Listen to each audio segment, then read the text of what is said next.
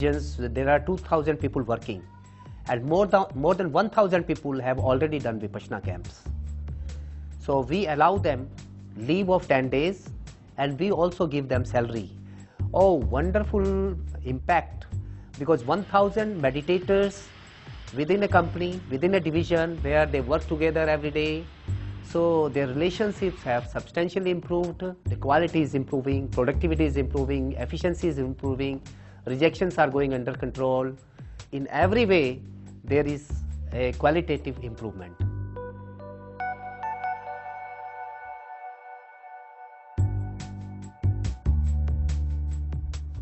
When your thought clarity is clear, you can guide your teams, you can navigate your businesses in the competitive environment much better. My MD was concerned that if he ever went for Vipassana, he would lose that competitive spirit.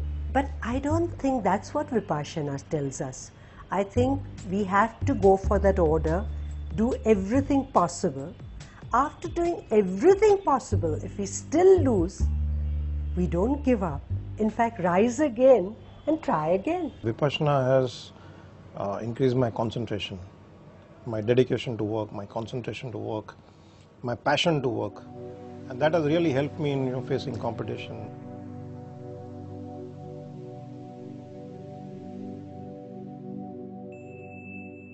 A year and 2 months after my husband's death, my 25-year-old son died in a car accident.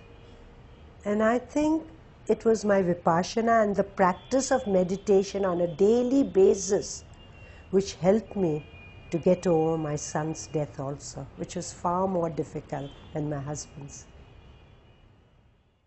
Any businessman, any housewife, any child, things are not happening to his liking. This technique helps you to understand yourself, that all the cause is within me. Whatever is happening in front of me, I am responsible. I'm able to identify, okay, I'm about to get swept away, and Vipassana helps me to apply the brakes and then come back to my balance, regain my balance very quickly. I used to sometimes generate ill will towards the adversary of my client.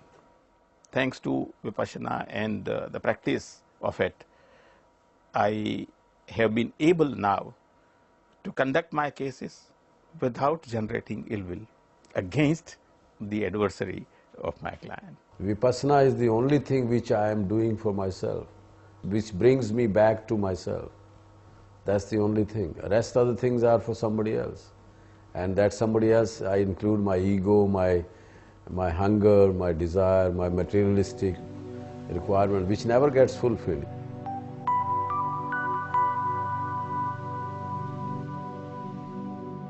There are many occasions in business where you can go off track as far as ethics are concerned in making money. It makes you greedy sometimes. But when you are doing Vipassana, you make money, but also take care of your own ethics. Why is Vipassana making me honest?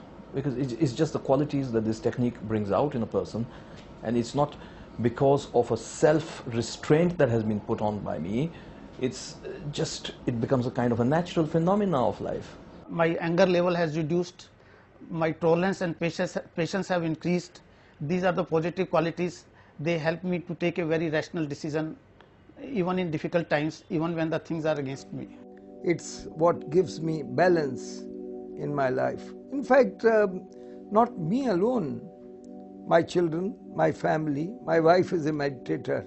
It has helped us live more harmoniously in life, in the family, than perhaps it would have been.